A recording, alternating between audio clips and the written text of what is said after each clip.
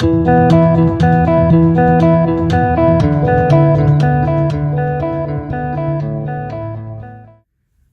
I'm Jflinch, and today we're going to talk about the concept of takt time and some lessons to apply in unfamiliar situations. Now, takt time is a word. Takt means beat or drum.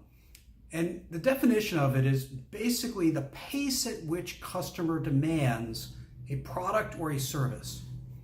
Now, the idea is that you want to match up the flow rate of your process, whatever that might be, to your customer demand rate. Anything faster is going to produce waste. Anything slower is going to produce waste. So understanding your customer demand rate, which is a better way to define it, then we can understand how to design our processes to meet those needs.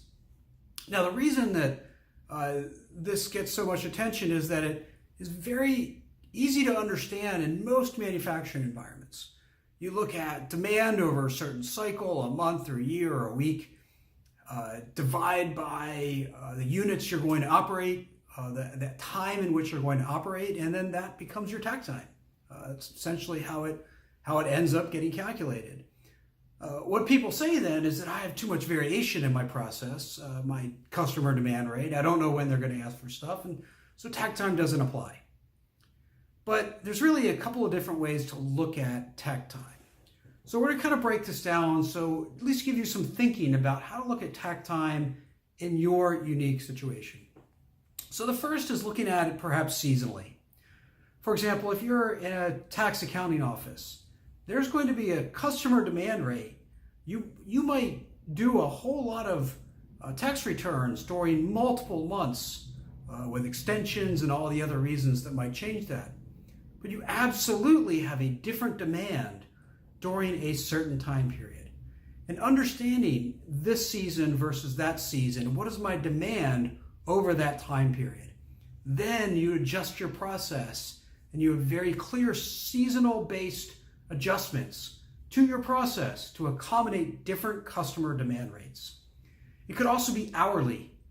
You serve more Happy Meals at McDonald's from 11 to 2 than you do at 3:30 in the afternoon. So what is your takt time, your customer demand rate by hour? And you have to understand your process is going to change during that time. Now, those are both examples of both seasonal and hourly based changes on a predictable basis. You know at lunch there will be more demand than in the middle of the afternoon. But there's also predictable in terms of that it will happen, but unpredictable about when they will happen changes to your demand. So you also need to understand those unpredictable changes and again, have a plan for how that happens. For example, looking at one fast food joint, they had a process. It wasn't a well-defined one, but when a bus would pull up, somebody would just yell out, "Bus!" and everybody would scramble. Not a process, but at least a recognition that the customer demand rate was about to change.